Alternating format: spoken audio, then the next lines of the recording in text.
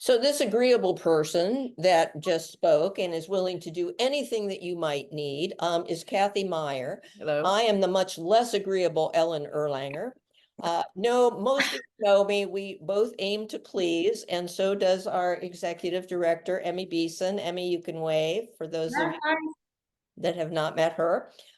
We are all very, very proud and excited to welcome you today.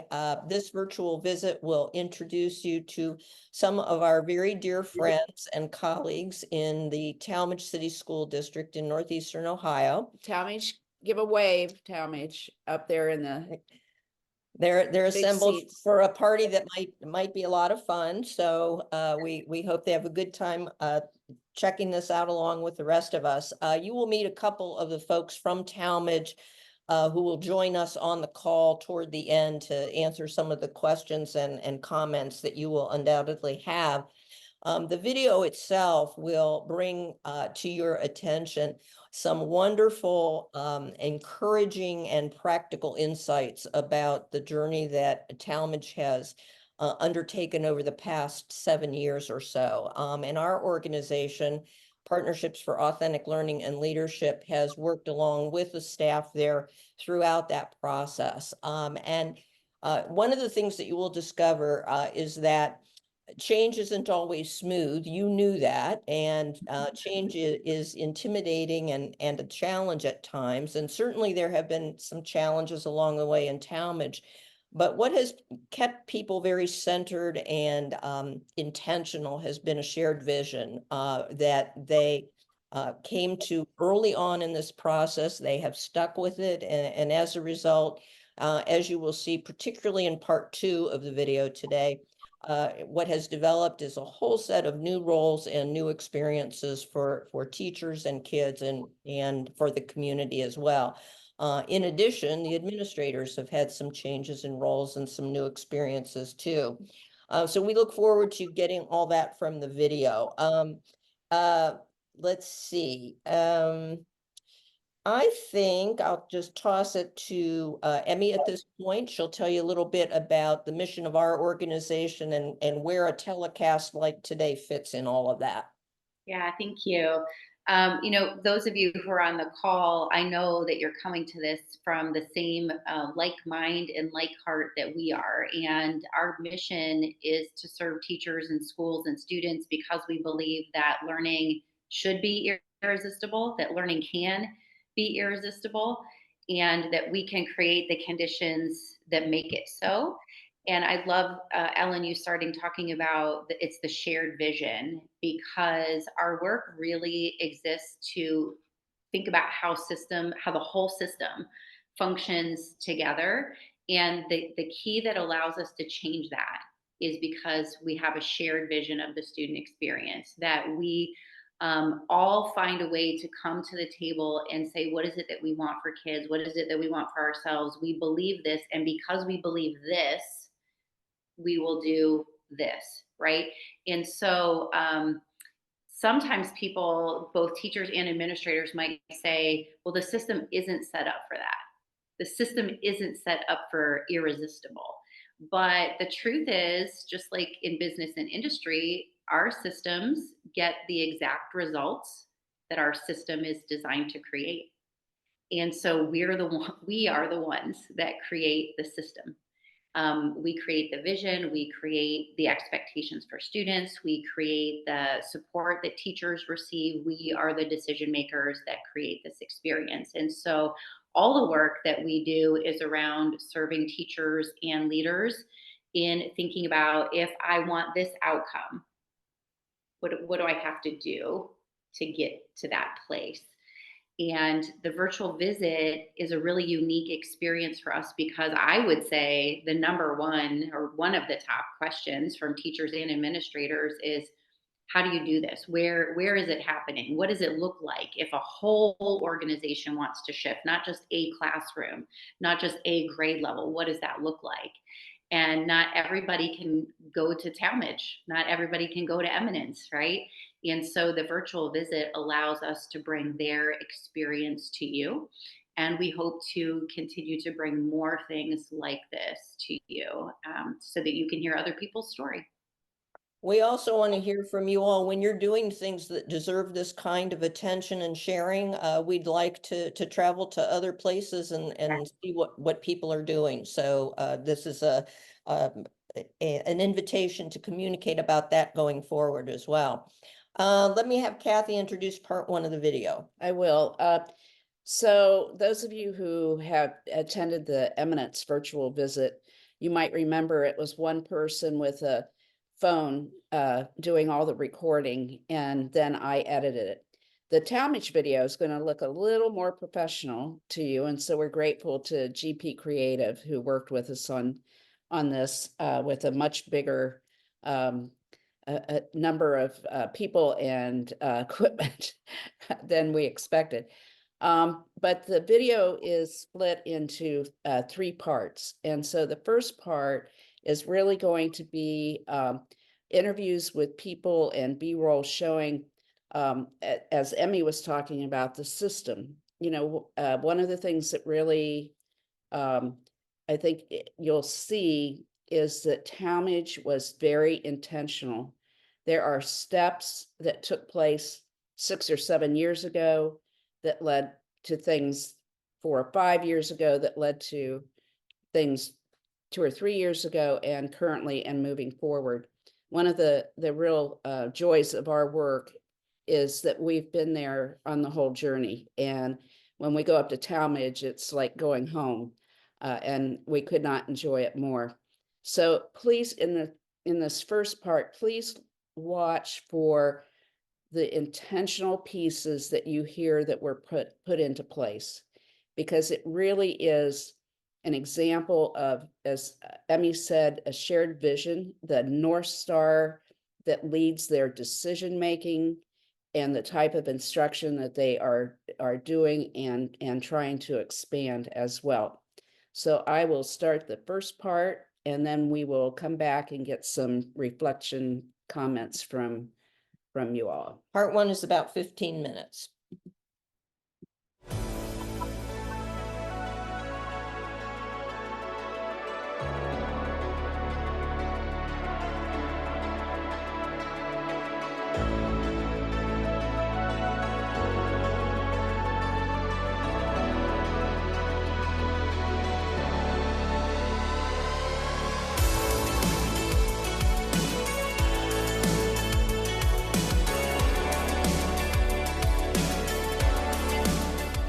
Tallmadge is a special place. It's a 200-year-old city full of strong families and as well as strong industry. And it's a community that values faith and service and education. So not only a great place to live, we have awesome recreation opportunities for families. It's also a great place to work. It's home to manufacturers, retailers like Summit Racing, contractors, healthcare, banking. So it's a great community that's very supportive of Tallmadge City Schools. Tallmadge is a mixed community, elderly, younger. They support the school system. They support the students. It's truly a community. I've lived in this community for over 50 years now, and I've seen it grow from a farming community to what it is today, and they've molded it to a really good place to live. Tallmadge's vision started when they brought in a consultant where we all talked about what it was we wanted out of our students and what we wanted our students to get out of the Tallmadge experience as well. So when we all came together and said, this is what education should be, we decided we needed to take the steps to get there. And what I've seen a lot is focusing on the whole student.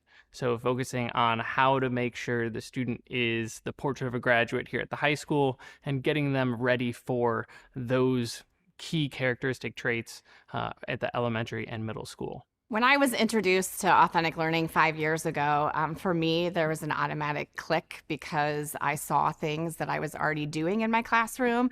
And it helped me to look at ways that I could improve that for my students. I've always focused on a very student-driven classroom. And so working and learning more about authentic learning over the last 5 years has really enabled me to grow what I was already doing. I think the shared vision of the district has really moved from test scores to those what we call soft skills: collaboration, problem solving, communication. And I think with those things, students are able to show more than just academic achievement. They're able to do more than what we have ever seen before. And I think it's really going to create, when they leave us, human beings that are problem solvers and that are ready to go out into the world and tackle whatever it is that they are going after. Our goal is to prepare students for the next step. So district-wide, we're looking to get students employed, to get them enlisted or enrolled somewhere when they're finished. Now, to me, when we talk about authentic learning, that vision fits right into that. As this is my 23rd year in education, the question from students is always, where does this apply, or how am I going to use this in life? And I think with the authentic learning vision that our district has, we're trying to answer that question at all levels. The shared vision of Tallmadge City Schools is to really transform education and what that looks like for our students, and that is moving beyond tests and textbooks and moving into more real-world connectedness to our community and connectedness to the standards. So we developed a portrait of a graduate, and there's a lot of habits and skills that the kids are supposed to develop, like perseverance and problem solving and collaboration. And so for me, authentic learning really lends a hand to that process. The kids go through experiences that they have to persevere, and they have to do all these things that are going to help them in their futures and in their life, to help them go whatever path they would like to go. For me, I enjoy it because it helps me get to know my kids more at a different level than just what they know and how they fit the standards. I get to know them, I get to explore different ideas with them and really see them grow. So it brings me a lot of joy. We started our journey with really the development of our Portrait of a Graduate and our directional system, which are two pieces that have really been operationalized through our process and through our journey. So in establishing kind of our North Star and what we value and what we want our student experience to look like, those really have driven all of the decisions that we've made up to this point, including a part of our hiring process, including systemic decisions that we are able to make at the district level, so that those are really operationalized and driving everything that we do. And we are encouraging our staff to take little steps toward that shared vision, toward that directional system and what we want the student experience to look like. The Portrait of a Graduate has really helped us kind of focus in on what we believe as a district. I think as teachers, we know that those soft skills are some of the most important things that our kids can have. We know that problem solving is a huge piece of just being a lifelong learner. We know that collaboration and empathy in today's world is what is going to help people be successful, help people stand apart from the crowd. And I think that our Portrait of a Graduate, with what intrinsically our teachers already knew and already do, supported with the district and the administration, is really moving in a good direction. Just the idea of an initiative, it becomes overwhelming. And so you need to provide training and coaching to those folks that want to take the risks. And even the people that are resistant to change, you have to stay close to them, and you have to understand which way are they moving. Are they moving away from you? Are they running away from the mission? Or are they running towards you? And my job as a leader is to coach folks that are coming towards me, but also not ignore the folks that are maybe a little bit more resistance to change. Because at the end of the day, if we inside as educators can align ourselves to the belief of authentic learning, it's more than just a belief, that our rollout and our development of authentic learning in our building will go much better. Prior to our journey on authentic learning, we were used to, and as many districts, the drive-by workshops. We would jump on a bandwagon one year, never follow up, and then we were on to a new bandwagon the next year. So we were really thrilled, and it was refreshing to know that our commitment was going to continue for the next year and the next year.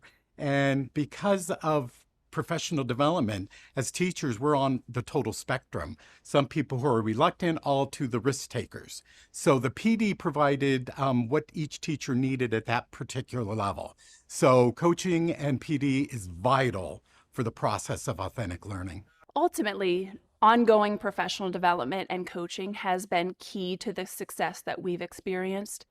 We really couldn't do the work without that ongoing coaching in the design process and creating those connections with community partners, with partners even across the state. So having that level of support for our staff has really been integral to the success that we've experienced. Professional development and coaching is key to doing any of this, implementing new things, especially when we have new buildings, new facilities that, yes, they're brand new, but they look different than what we're used to. Just speaking from experience, I've seen things try to be implemented without coaching. We just give the resources, or we give a new building, or we give new approaches. Without that coaching and that teaching, it's kind of set up to fail. So I think it's absolutely key. I think our professional development opportunities have been fantastic, and we'll continue to give those because if we're going to use these tools, use these facilities and approaches effectively, we have to be coached in them. We have to be taught in them. We have to make sure we're prepared to implement them and continue that education so that we can continue to stay effective. The K-12 leadership team has really been integral to the progress that we have been able to experience. That group is comprised of early adopters across the district who are passionate about authentic learning, and they have been able to guide our decision making and always bringing it back to our Porch of a Graduate and our directional system, but also taking that passion back to their respective buildings and encouraging their colleagues to take risks and to make mistakes as well. When we first started the K-12, we were a little competitive. Oh, look what the TES, this is what we're doing in middle school. And we're just like, but it evolved by the next meeting into biggest cheerleaders. You guys are trying that? That's amazing. Can we meet with you? It just began this new dialogue where it turned out to be my favorite committee, because we were all supporting one another. And then we were distributing what we learned there out to our particular grade levels. It's one thing to watch videos of where it's happening at other districts and see what other districts are doing. And it's easier for people to say, well, they have different students, or they have a different setup, or they have different resources. So when you look at our own teachers, our peers, and our colleagues making it work, and making it work very well in our own district, that is a great example for others. So I think that K-12 leadership team is very important for the continuation of this process. I think that if this was kind of one of those one and done types of professional development ideas or things like that, it would have kind of fizzled out. But the K-12 leadership team has really kept this authentic learning idea going in our district. I think this is the right direction because our students clearly feel more empowered and more connected to their learning. It also directly aligns with our Porch of a Graduate and the experiences that we want our students to leave us remembering, and really just focused on what their life looks like beyond the classroom and beyond their time with us in Tallmadge City Schools, and how they can really become leaders, thinkers, and change makers. Authentic learning is the future. I mean, learning really is about helping kids explore their interests and also preparing them for the real world. And authentic learning is a great vehicle to do that. And our kids are doing it already by working together, solving problems, and as well as learning the curriculum and meeting the standards that we need to meet as a district. Authentic learning was one of those things that I thought I was doing when I first started teaching. I used all those buzzwords and I kept going, yes, I have a student-centered class. And so when I was introduced to authentic learning, the light bulb kind of went off and I realized this is what I've been trying to do all along. I had these baby steps of student-centered activities and ideas for how to give them more choice and voice, but I just hadn't fully jumped into the pool, if you will. So for me, authentic learning was very much embracing all of these ideas that I believed in, but that I hadn't really fully practiced yet. So when I think about authentic learning and why it makes running a building a little bit easier is it allows kids and teachers to have freedom to, it's not learning what they want to learn, but it's taking the emotional side of learning, which is so important to the overall idea of being a lifelong learner. It's not just a combination of facts or figures. It's really something that you're passionate about. And so when you have that passion, it makes folks easier to lead. And I think about me personally, it's in my practice as an educator. I just naturally, when I think about the influences in the profession, you're influenced by those that remember how they made you feel. Not what they said, but how they made you feel. And so for me, it's very personal, and I want to take that personal experience that I have, and I want to give it to other people. I think it will benefit our students as they come out the other end and into real life. One of the things that we're always concerned about is, are we educating our children to a level that they can operate in the real world? And these are real world, as I was stating, these are real world experiences. How to write a grant. That's pretty good for a fourth grader. So those are authentic skills that we're trying to encompass into our education and teach these kids. We are blessed to have a K-8 campus, so a brand new elementary and middle school building. And the biggest piece of that process and that design process that has impacted authentic learning and made it even more possible is the flexibility of those spaces and having the ability to provide space for collaboration, for presentations, all of those components that are integral to authentic learning.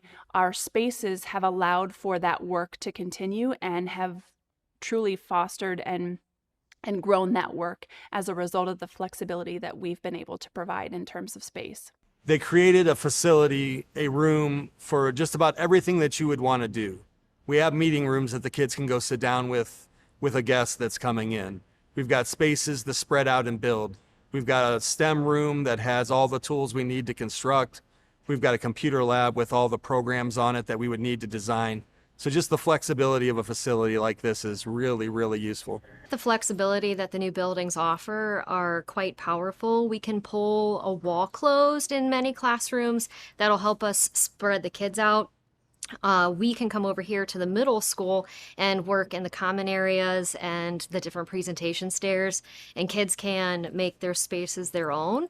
If kids need a quiet place to go, we can usually find those a little bit. So it's been really helpful. The classrooms are so much more open than what we're used to in a traditional learning space. And when we're talking about authentic learning, which requires a lot of collaboration, a lot of movement, your traditional classroom settings where you just have your four walls and a door and then you have hallways really is not conducive to that at all. So just the classrooms that we have with the flexible spaces, the furniture that we have where we can move into groups and out of groups, and we can flex walls and different things to be able to work in larger and smaller groups, really, with that new facility, really is built for this type of learning. Inevitably along the way, there are challenges and obstacles that we didn't know existed. And I think the biggest piece has been identifying those challenges and those obstacles along the way, whether that be adjusting schedules for certain days, whether that be arranging for collaboration time, and really creating the conditions to make this work possible for our teachers has been the most important piece of this process.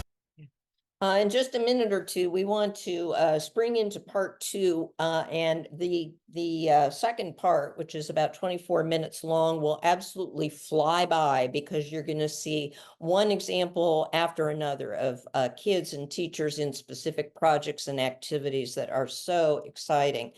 But before we do that, I just wanted to try to elicit 2 or 3 comments from you In the first part, what was a message that you heard loud and clear from Tallmadge folks? What's a message that really stood out for you?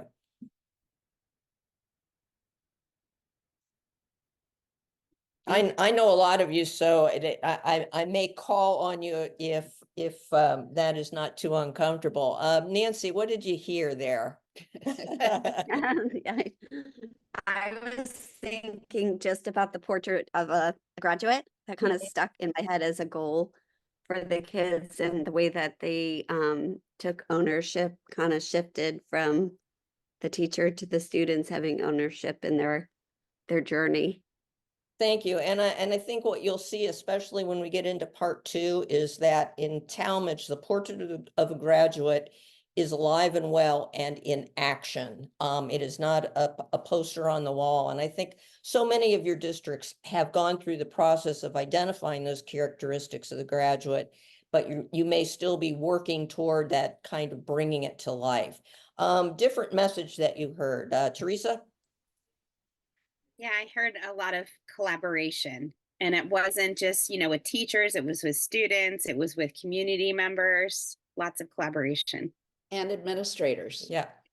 Everybody has a shared role that they've undertaken through this process. Absolutely. One more. Janice, do you mind? Yeah, that's fine. I like the part about the ongoing professional development, that they didn't just train one time. So I like that. Yeah, thank you. And they were talking about people being trained and given professional growth at varying levels of expertise. And that's been a reality there, a wonderful thing to be a part of, for sure. We were young when we started working with Tallmadge. So we're still young. We're still young. That's right. Yes, absolutely. Thank you for sharing those thoughts, and I hope the rest of you will hang on to your observations of the important messages, because now you're going to see them in the faces and the voices of teachers and kids in part 2. So to introduce part 2, as Ellen has already said, that these are really specific projects. You saw some in part 1. I just want to mention, those of you that have had us for class or PD know how important inquiry is as a part of it. So when you saw the kids eating pickles, that was broadcast journalism kids doing extensive research before they created a real world product as a part of it. Again, you're here because you're interested in this kind of teaching and learning, and you're here because you probably are already doing quite a bit of it. So you're going to see projects in part 2 that you might see in your own schools, and certainly in the whole video put together. This is one piece of the puzzle. I love that Janice said that it was not just the teachers, or it's not just here. And what they've done is they put all the pieces of the puzzle together to support this kind of instruction.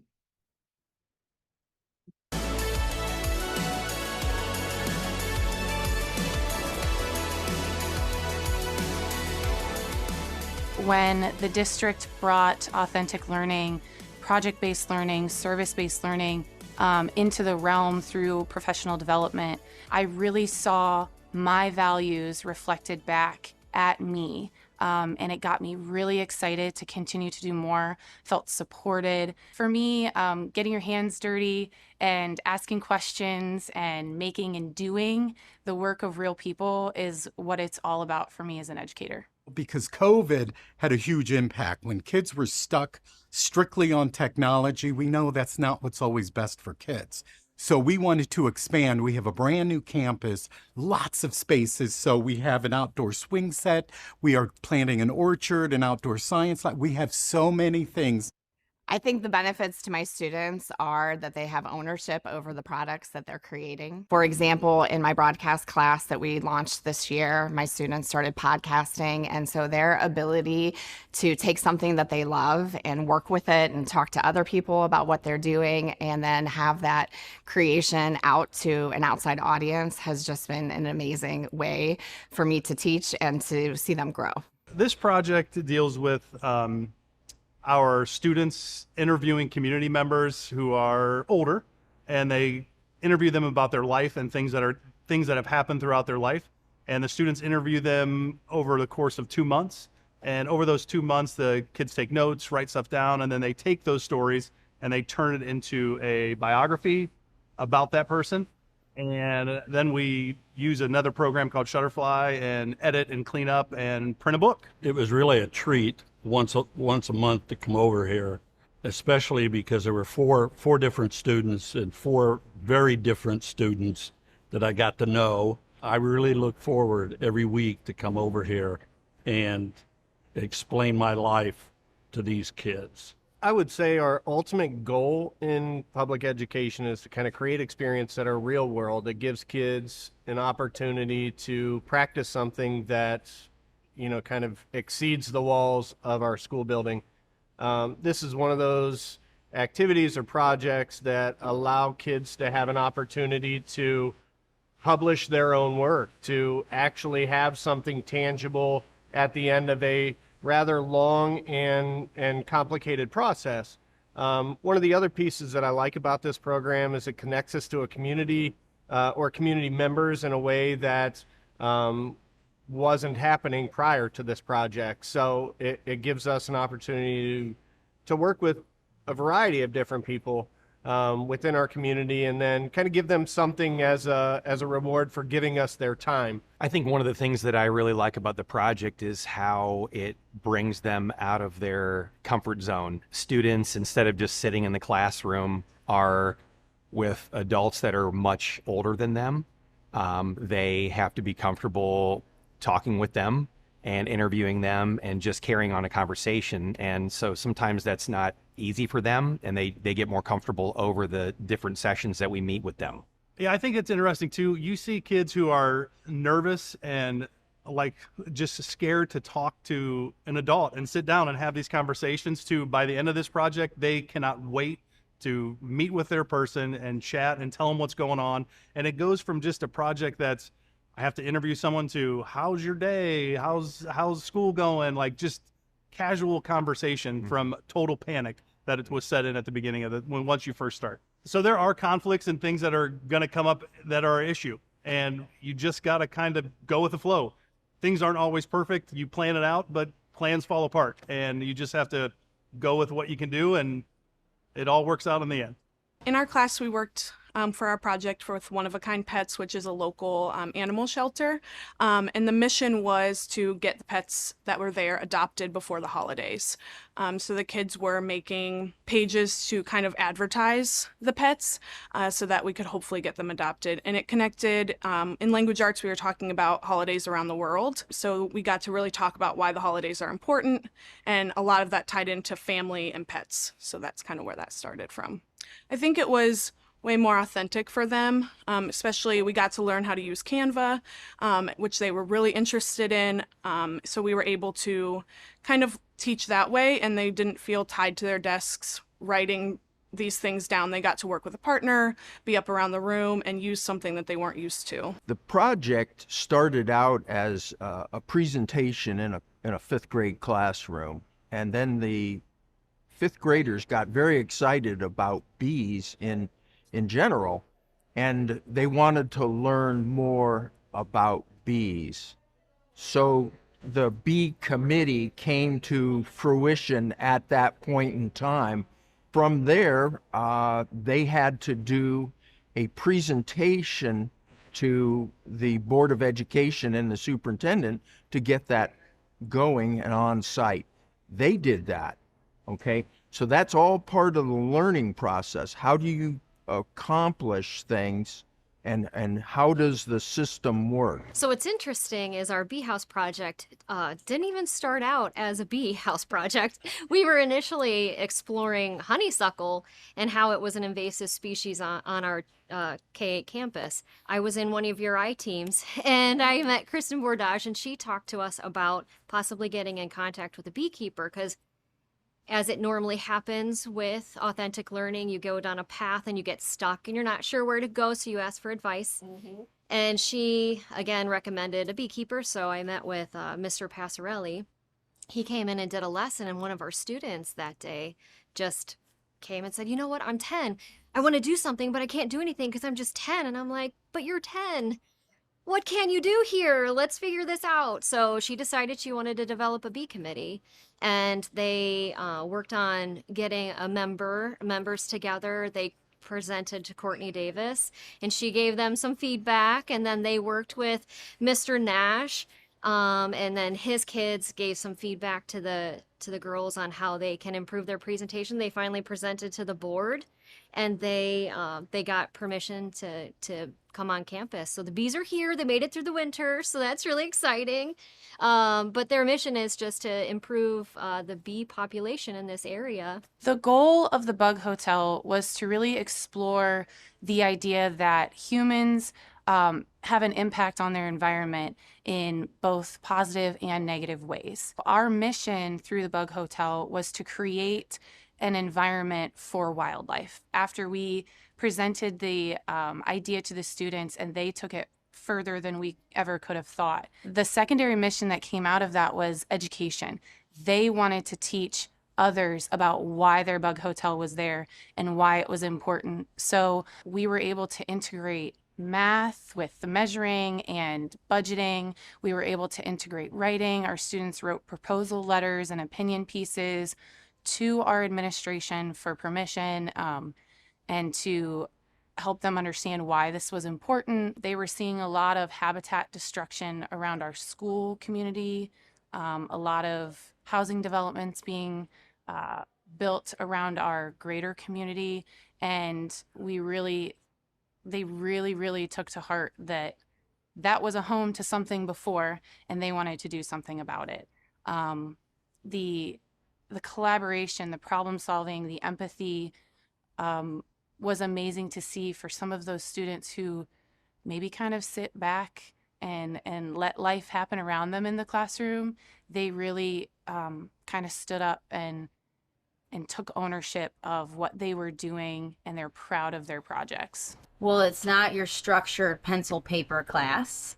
So kids, a lot of times who have difficulty sitting doing those assignments, they're up and they're moving. This is an opportunity for them, like their personalities can come out a little bit more, I think, or a little more flexible on like traditional classroom etiquette, I guess. And the idea is to create transition activities and opportunities for students who are on IEPs, who will probably go that career path with employability. So giving them like the basic soft skills, the hard skills, different employers, different coworkers, and different opportunities to kind of go into the community and see other jobs and places of employment. I like teaching this class because this is not our core caseload. So these are kids that we would never have normally been able to get to work with. And Tallmadge City Schools says, if you're not on a career path or a college prep yet and you don't know what you're going to do, we want to give you employability skills. We want you to have that before you leave. So we get to work with those kids that are kind of tweeners on what they want to do when they leave, and the freedom that we have to set this up. Like Wednesdays we close on purpose, and we take the kids in the community. So we meet community employers, we go behind the scenes. We have fun days too, working on social skills like going out to a restaurant. I think if you can put the leisure back into the class, kids buy in a little more. So they see the end goal. You can have those off the cuff conversations. We have a little more flexibility in here too. Like if somebody's having a bad day, to genuinely sit with them while the rest of the coffee shop runs itself. With the students selecting their own projects, kids often want to select helping other kids.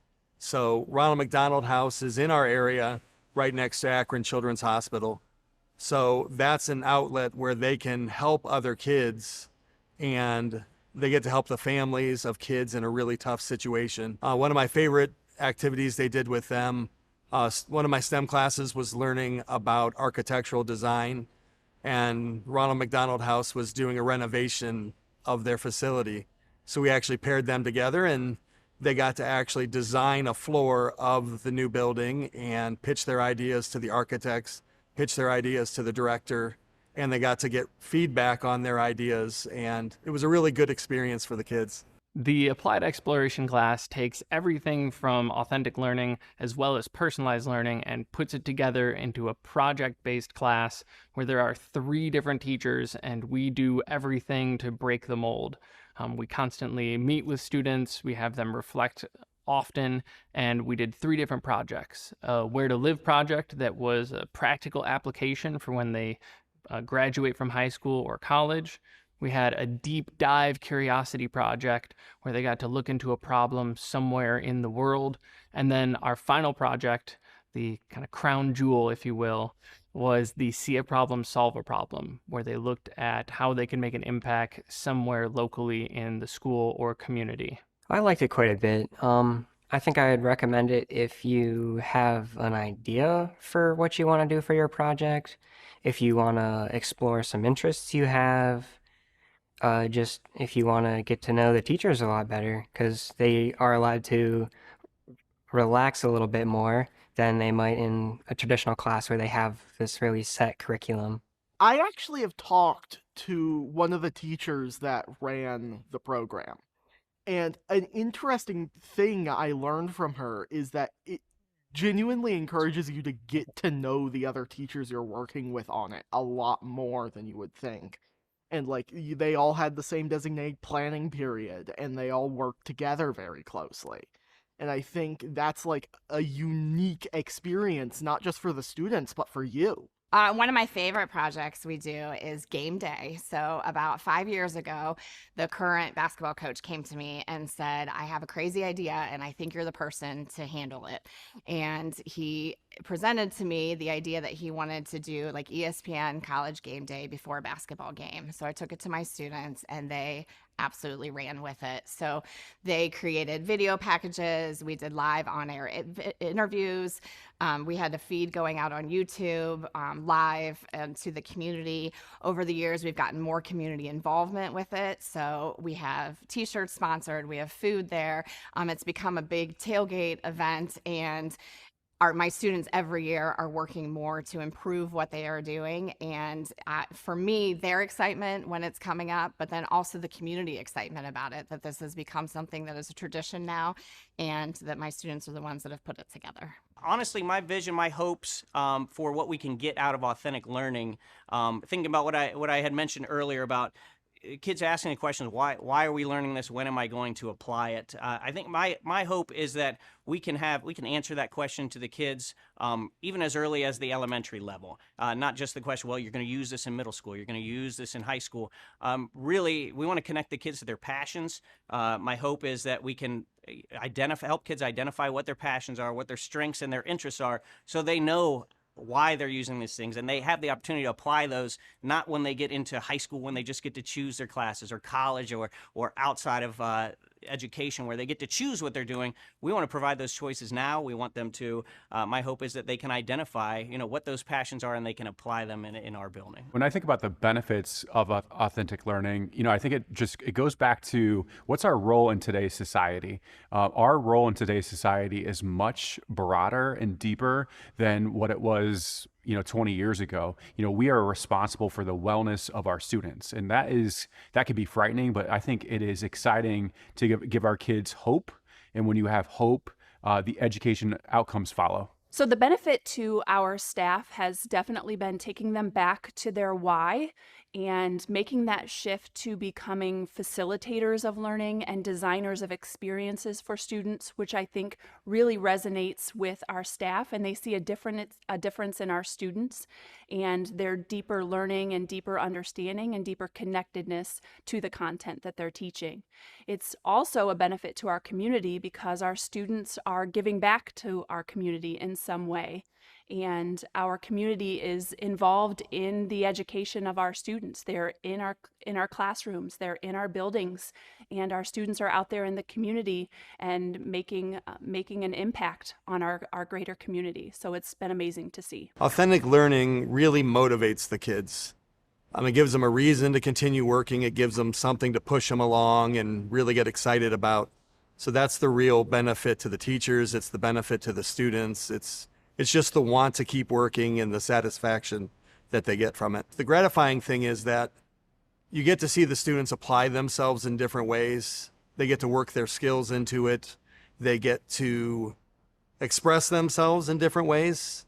They're not confined by a lesson. They can really step out and do what they want to do with authentic learning. The benefits to me as a teacher is to work with a student as a whole person, to really get to know them. Relationships are definitely the number one thing in teaching, in my opinion. And when they have the ability to make their own choices and to do something that they're passionate about, they're much more open and willing to share. And so the growth for me as a teacher is that I learn right along with them. Oftentimes I say to them, like, I'm not really sure how we're going to do that, but let's figure it out. And we figure it out together. And that's been an awesome improvement over what I used to do. I enjoy this style of teaching because it just allows you to see the kids in just a different setting and really connect with them in a different way that you might not always get to do. And it allows you to work with a lot of small groups and one-on-one in a way that we're not always used to or that we don't always have the time to do. Kind of takes a lot of the pressure of teaching or standing up in front of the class away and puts it back on the kids and allows them to have some ownership over what they're doing. Giving students the opportunity to dig into something they're curious and passionate about just alleviated so many of those classic behavior problems. We noticed as well when we put students into different learning zones that allowed them to pick where they would learn best, whether it was in a noisier area with other students or in a quiet space off on their own. I think that as an educator, this kind of teaching reignites that love of learning in myself. In many ways, it is hard work, but in many ways, I kind of get to sit back. I truly believe that the one who's doing the most work in the classroom is the one who's doing the most learning. And if we can put that work appropriately onto those students, where they are asking for permission, they are reaching out to community partners, they are making choices and decisions, I just become a facilitator of making those things available to them rather than making them happen myself. I get feedback in several different ways. One way is in journals. They do daily journals. And so for them to tell me that my class or the things that we are doing in my class is the reason that they come to school. Some students don't take my class until their senior year and they say, I wish I would have known about this. I wish I would have had this opportunity earlier. And they recognize the benefits that they have received from the environment and from the way that the class is set up. So definitely that feedback encourages me to continue to do what we have been doing. Well, I think that this style of teaching is natural to me because years ago, I was challenged by a professor of mine to make sure that I'm always staying aware of what is it that I'm doing here and why am I doing it? So for me, that challenge has been at the forefront of what I do. And I feel like authentic learning really helps me meet that challenge. When I specifically think about our teachers and why authentic learning is something that they should make that shift, I want them to enjoy their job. I want them to go back to their why. I want them to go back to the reason why they decided to go to college, sign up for that random education class or whatever it was. I want them to get back to that passion, and I want them to experience that every day. And when I think about the community, our community has so many resources that schools shouldn't exist in a vacuum. We should welcome our community into it, and so they can add value to our students' education. When we implement authentic learning, it's an easier way to intertwine the different curriculums.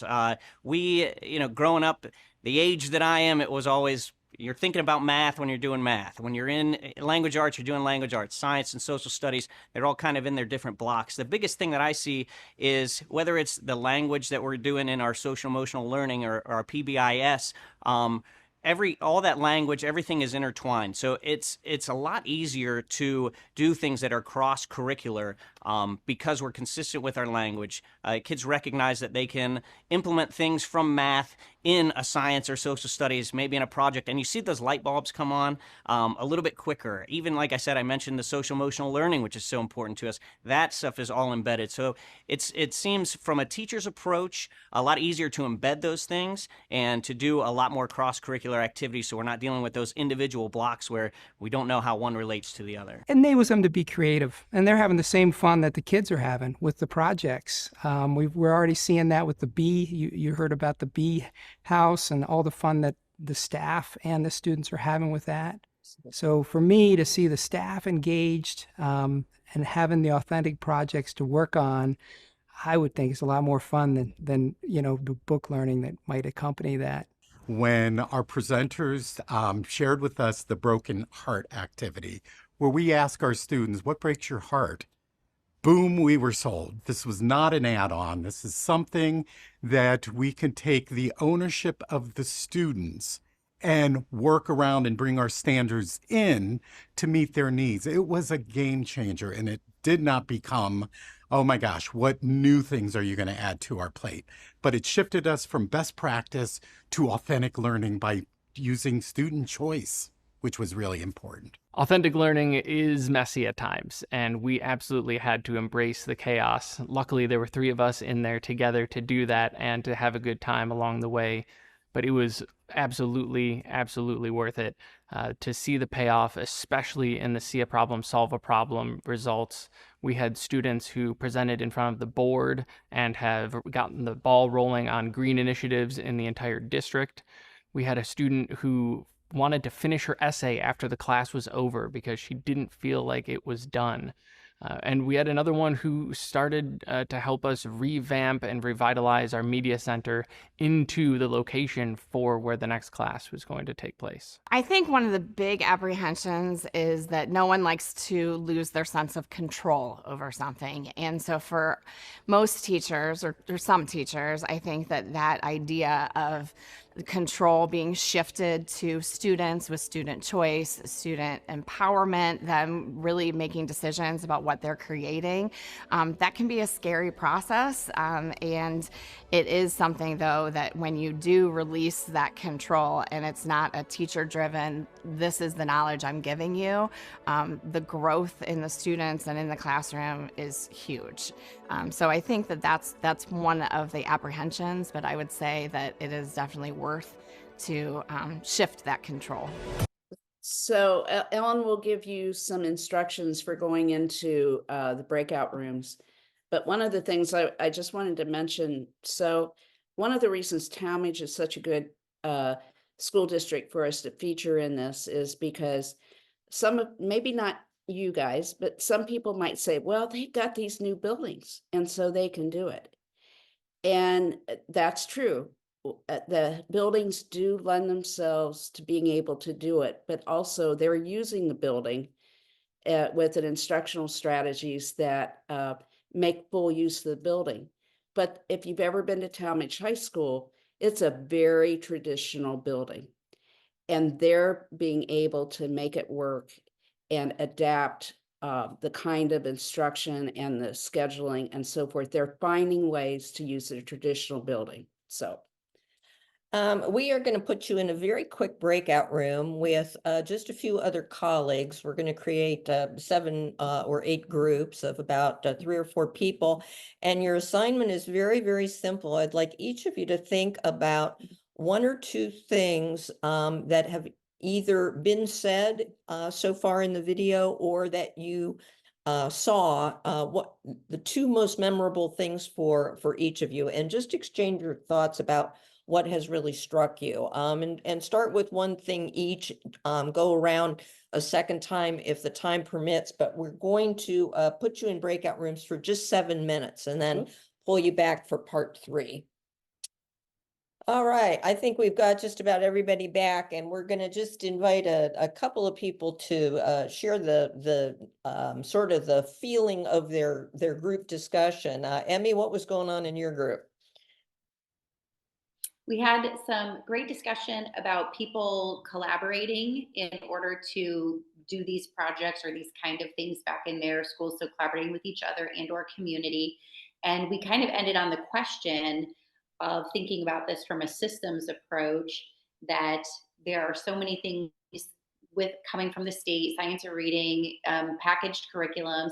How do we do those things that we need to do and also honor and really stick with authentic learning? And so we were talking about the conversation between teacher and administrator, that we have to make these decisions together, and it's not just what the teacher has to figure out in their classroom. That's such an important observation for sure. April, how about in your group? And April, by the way, works part-time with us in partnerships, we're glad to say. Well, we had those same discussions as well, Emmy, but we also talked about the enthusiasm and the excitement that we saw and the passion in the teachers, and how exciting that was to see the change, how they talked about how they started out more in a competitive type way, but then as they were moving along in it, they all started collaborating and became a team and working together, and to see that and how exciting that would be to be able to take back to our own districts and see that kind of collaboration among staff and our teammates and buildings and across buildings. So, and then we also ended on a question, and it very similar to yours, is how do we handle all these standards? How do we get all that in authentic learning? What does that really look like? And what is authentic learning? You know, it sounds like a easy term, but it's really not when you break it all down. You know, what does that really mean? So that was kind of where we ended things too. So. Thank you. And with all of these questions, surely we have the making of a streaming series here, to be sure. We are going to proudly show you the third part here, where folks talk a bit about the future and give us some advice, and then we'll have Courtney Davis from Tallmadge join us on the call to answer some questions before we close.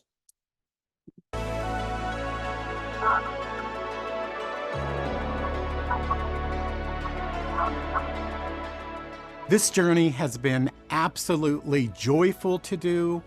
The process has been amazing, because when you see students take ownership, and your job now has shifted to being a coach and bringing in the standards to meet where their enthusiasm and excitement is, it's a game changer. You will see a student who has struggles in school become a role model and a leader taking on that responsibility. It's a game changer in regards to education. I think this journey is worth it because it gives value to our educational process. It changes it, answers that question of kids saying, when am I going to use this? How am I going to use this? And it gives them opportunities to apply exactly what they're doing on a daily basis. And it's just such a valuable piece in changing education to something that we can keep with us for the rest of our lives. It's not about the end. You know, you talk about that North Star thinking. What direction are you moving? So the goals and the objectives, you'll never really achieve them. It's the journey that matters. And I think when you take advantage of the journey, you become better. And when you become better, our kids become better. The journey has been worth it. I think anytime you see students light up, anytime you see them helping each other, anytime you see that they find joy at school, in the classroom, outside of the classroom, when you have parents coming to you and saying, this is a great activity, I heard all about it, they won't stop talking about it, I think that's definitely worth it. For me, the journey has absolutely been worth it. And one of our keynote speakers a couple years ago is, your kids want to come to your class, or do they want to leave your class? And I love when I can see that enthusiasm and excitement coming to my class. And I know it's not anything I'm doing other than I'm providing them the opportunity for their own growth and their own development of their ideas. And so that's absolutely worth it. The journey has been worth it so far. The challenges, the obstacles, all of that is worth it. Our students are better because of these experiences. Our staff are better because of these experiences. And our community is better because of these experiences. My hopes for authentic learning is just to keep reaching different groups in the community, to bring in new partners and give people a chance to show what these kids can do, and always try to help new causes and help different people in different ways. My hopes for the future are the longevity of the program. I want authentic learning to be at the core of all of our classes and for our district, because we've seen the benefits, we've seen the results, and we know that this is going to have a bigger impact than test scores or focusing on some new initiative that might come up. My first piece of advice is make mistakes and grow from them. Let the kids make mistakes, because that's how they're going to grow from them. And honestly, I would just say, just encourage one another, know that it's not perfect, and just take risks. And my biggest thing that I take away from this is the piece of advice I could give to administrators or leaders or teachers is the kids are almost always more capable of doing more than we think they are, and this type of approach gives them that opportunity. And that's my number one, is that the kids are capable of doing so much more than sometimes we allow or think or give them credit for. There's a couple different ways to look at this. And one, I think keeping in mind that projects don't always have to be large. They can be small, they can be little micro projects all the way to a year-long project. So it's really up to them and what fits them. And I think the other thing to keep in mind is you're going to fail. It's going to happen. But even in that process, there's always something of quality to learn. You know, if I had to give anyone any advice about authentic learning, I would tell them to come to Tallmadge High School during Thanksgiving, because it's the most powerful week that we have. Our students, we come together as an entire school. We bring the Rotary Club in, we bring our central office in, we bring our board members in, we have our students in our FCS classes. They make all the desserts. We have students in our art classes make the centerpieces, and we break bread as a school community and offer thanks in a time where sometimes we don't have a lot to be thankful for. And we do that together as a school community, school-wide. So it's a school-wide Thanksgiving. So if you want to be a part of that, come to Tallmadge High School next Thanksgiving. I think if you're asking yourself whether or not you want to try this, I think it's okay to start very small. It is okay in your classroom to just find something that you already do, something you already love to do and your students love, and add a little more choice in there, add a little extra step in there. Call in a community partner that has to do with whatever concept you're working on. That is going to make this more authentic, and it's going to make you feel better as an educator to see the students thrive. Trying authentic learning can be daunting, but embracing that chaos and knowing that it will be messy is all part of it. And I think if you're upfront with the students about it as well, they will understand and they're more willing to go along the ride with you. So just trying it and knowing that there's always learning to be done for all of us. My advice to other leaders would be to start with that shared vision and to really just encourage staff to take those small steps toward that shared vision, and to give them the permission and the trust to take those risks and to make those mistakes, and really to support them along the way is the most important piece of advice that I could give. My hopes for the future are that we continue on this journey and that we support each other through this journey, and that we empower our future generations to be leaders, thinkers, and change makers. When I think about the future at Tallmadge High School, I can't be more excited, because I want to run a school that authentic learning is not just in pockets, but it is more systemic and more operationalized, to where we can have half days, full days of student experiences that occur in the authentic lens, not just after a test, or not just, hey, you know, it's a Tuesday and we're going to be off on a Wednesday. You know, I really want it to be bigger, better, deeper, because our kids will be better for it. Yeah, my hope is that our kids are disappointed when we have a snow day. And I think that's a realistic expectation. Right now, our kids are disappointed if they have to miss practice, or they have to miss a game, or they have to miss a performance.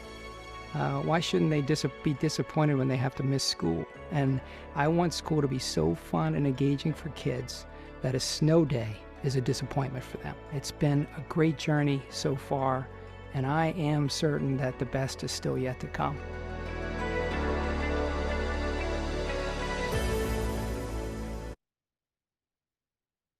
All righty. Courtney, where can we locate you? There she is. Courtney, We are here. Yeah. And I am joined by, yes, Sarah Curry, one of our second grade teachers, and Jen Stewart, one of the members of our admin team.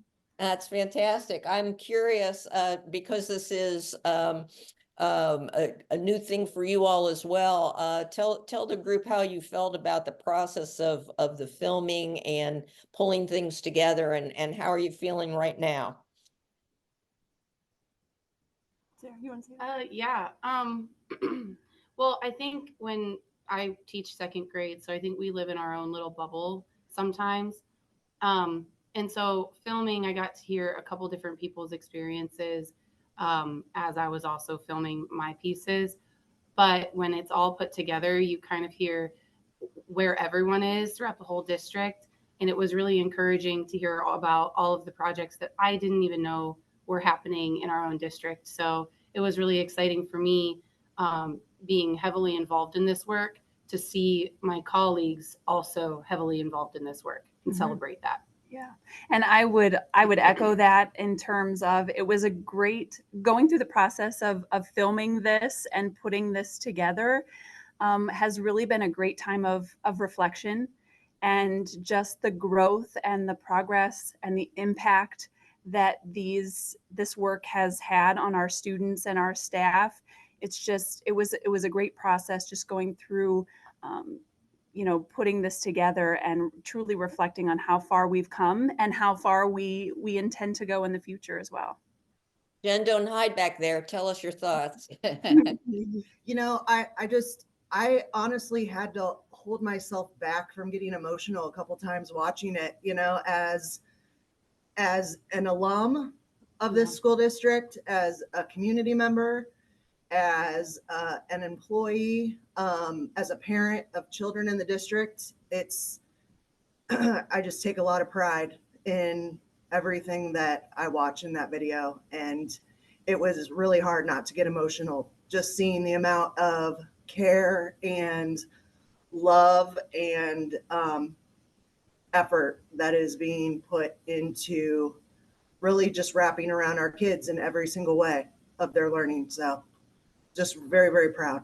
No, thank you so much. I know there might be some questions in the group. If you have something that you'd like to say to the Tallmadge folks or ask of them, now is a good time to do that. Anybody want to jump in?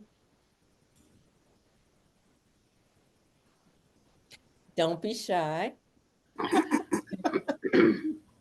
Yeah, I do have a question. I knew I could count on you, Austin. Always here for a question. I was curious, like, what the framework looked like for the ongoing portion of professional development, just to look at, was there a transparent trajectory that, that the district provided to you that showed you, like, step by step where you were headed and what's next, so that you knew what you needed? That's a great question. I will let others echo that too. But and actually, right now we are involved in our strategic planning process for the next 5 years, and authentic learning is at the forefront of that. So we're really building that into our strategic plan, so we know, and our teachers know, it's reaffirming for them that this isn't going away. It's been a part of our lives for the last 7 years, and it's going to continue to be a part of our lives as we move forward. But our district, you probably heard us talk about our steering committee. Our authentic learning steering committee was really integral in talking through what level of professional development would be appropriate, what that looked like. We've just recently added professional development days to our school calendar, and authentic learning is always a part of those professional development days. The in-class coaching, and also the Zoom coaching. Kathy and Ellen being available for Zoom coaching as well has really opened up a lot of doors, and also helped us create additional connections with those in other districts. But really, that steering committee has been integral in that professional development piece, because they also were able to meet with their colleagues, support their colleagues, help their colleagues find an entry point, and really help them along that process as well. So we really tried to be intentional about meeting teachers where they're at and helping them start small in some cases. And then you saw examples of great, much larger scale projects as well. So I would add to that, Austin, that at the very beginning, Tallmadge committed to our having 2 full days with every elementary and every middle school teacher in the beginning. And then people who wanted to advance their skills had additional opportunities. And those people kind of morphed into the folks on the leadership committee and are becoming local coaches. But the commitment up front to a strong foundation for everybody, I think, was an important launching pad. Don't you think, Courtney? Oh, yes. Yeah. Yes, without a doubt. And I know we're going way, way back, but when you talk about like, did your district give you steps of what was coming next? When they talk about a shared vision, they mean shared vision because every teacher, K to 12, was involved in creating that process initially. So then it was like, okay, we believe this. What does that look like? What do we do with it? Where do we go from here? But they all had voice in the initial process, which is really unique. Sarah, Yeah, from a teacher's perspective, when I was here when we created that shared vision, moving into those meetings with Kathy and Ellen, and those trainings. And I think for me, I was just excited because they were talking about things that I loved. And I was like hoping that everyone would just kind of be like, let's do it. Like I wanted all my buddies to come with me. But I think as time went on, to be honest, as a teacher, I couldn't see the end result because we're not there yet either. Yeah. So I think just kind of moving forward together and with that focus of we're committed to having experiences for our kids that are going to build empathy, collaboration, problem solving, all of those points of our Tallmadge Way, or our Portrait of a Graduate is what it was referred to in the video. Those types of things, as long as we are going back to that, and the continuing partnership with Kathy and Ellen that our district committed to, that part has always been clear. So moving on it's kind of like we're on this like path or this train and we can like see what's in front of us and we know where we're going, but we don't know what the end result is going to look like just yet. We have visions and we have dreams, but we're not there yet. We're still going through the process. And that mirrors authentic learning. Yeah. Because it's flexible, but it isn't random. It is intentional. And so a couple of things.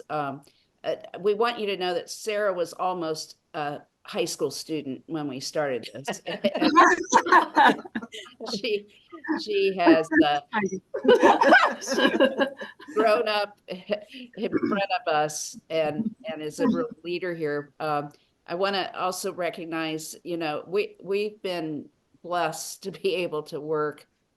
I mean, we work with the administrators too, but primarily the teachers and the K-12 planning group, and now they're training trainers in-house. But Tallmadge also committed to have coaching time for administrators with Emmy.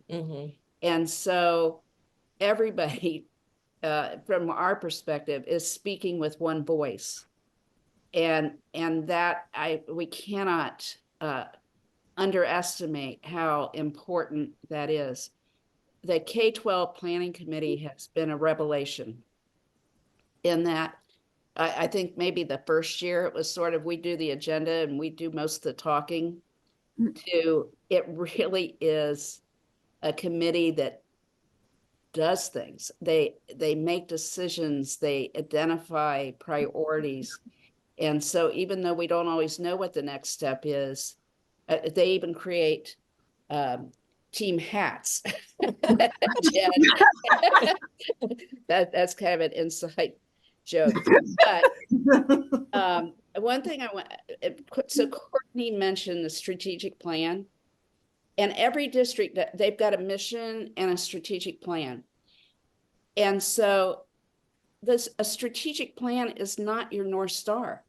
And having a mission that we're going to educate every kid to be a lifelong learner is not your North Star.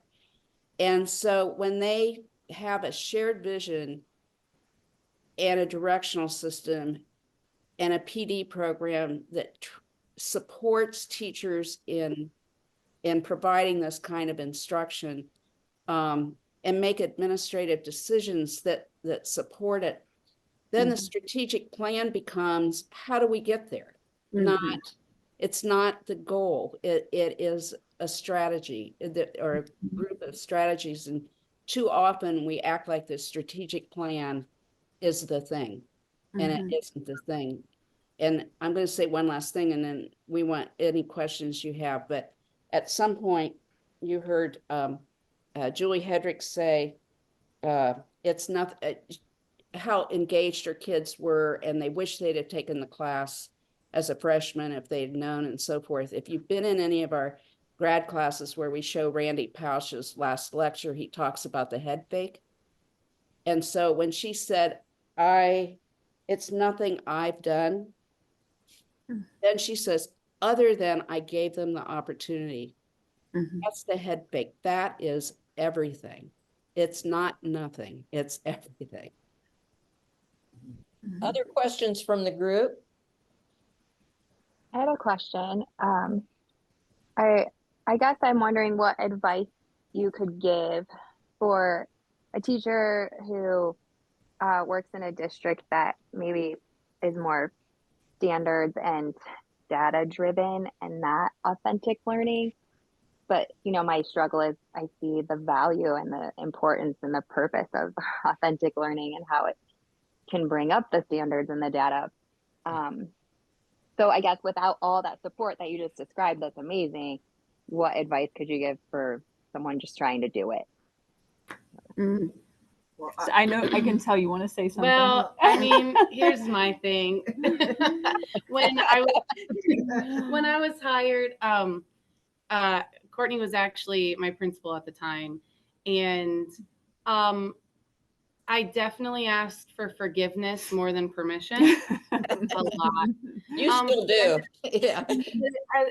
But it ended up being, you know, really nice.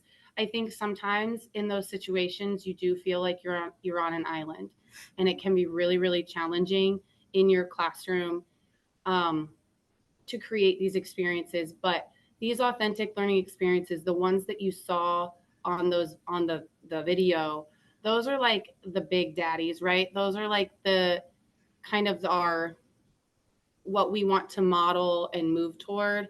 But there are also opportunities, smaller opportunities every day that you can make things more authentic for your students. So whether you're kind of locked into a curriculum, or your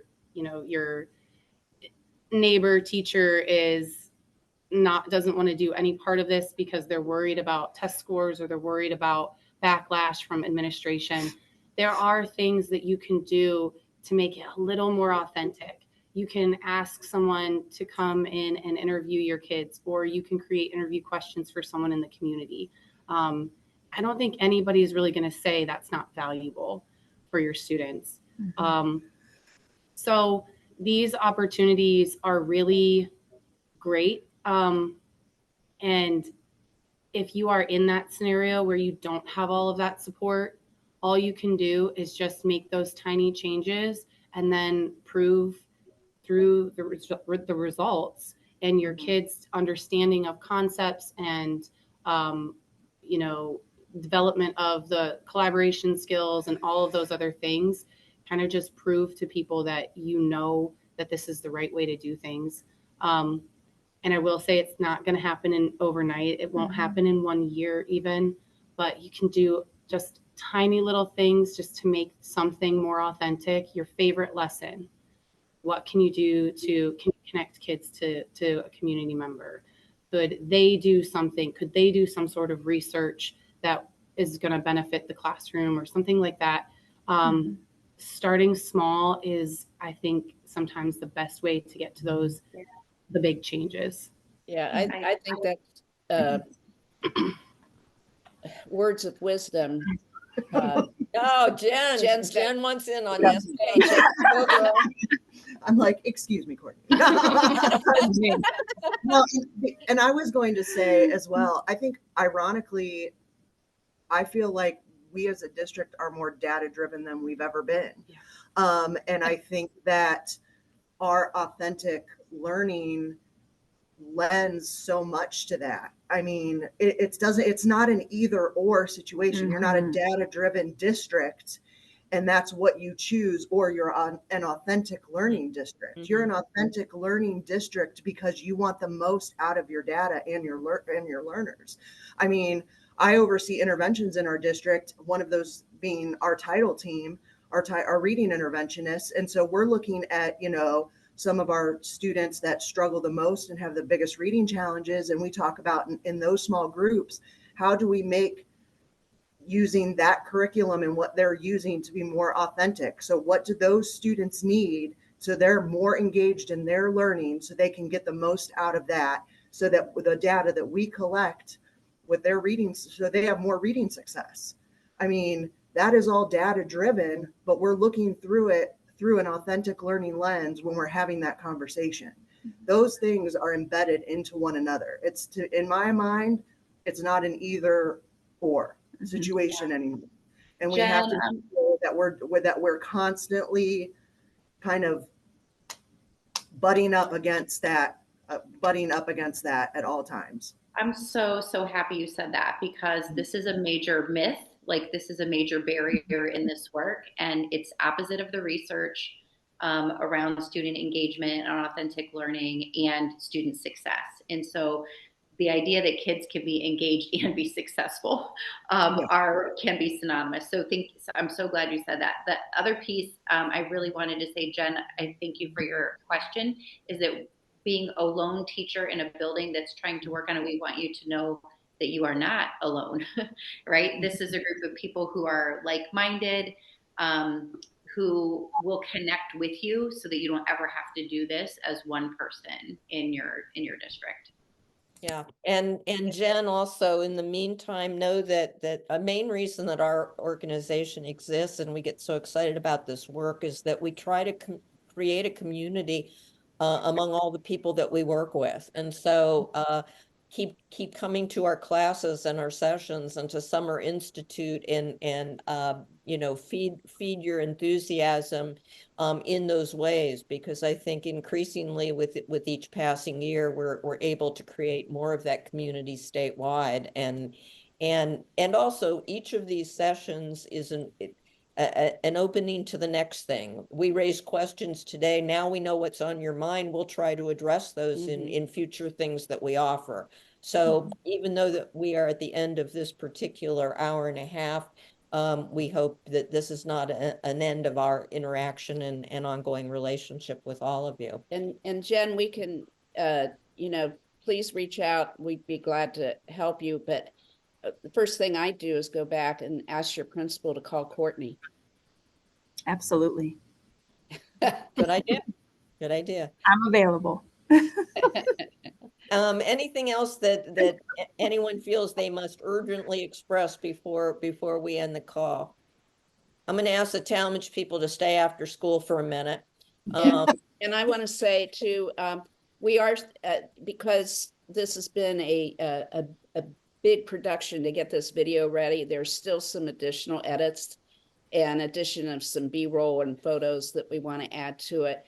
We will send you a link to tonight's Zoom call, but we'll also let you know when the final, it's not going to be hugely different, but there will be more B-roll and photos of projects, and the right photos or B-roll will go with the right things that they're talking about. So we're just so thrilled that you were with us, and so appreciative to Tallmadge to let us in on their playground.